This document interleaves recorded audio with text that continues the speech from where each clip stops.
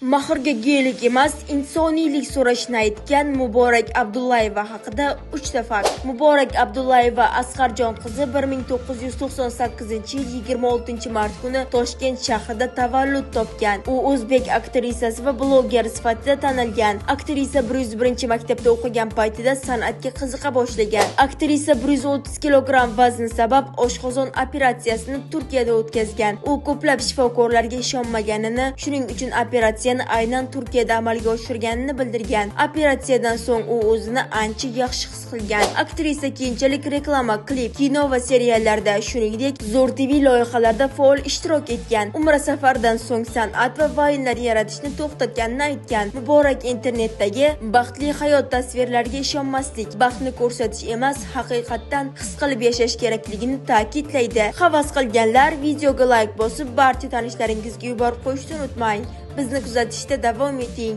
chunki siz bilmagan sara yulduzlar hali oldinda.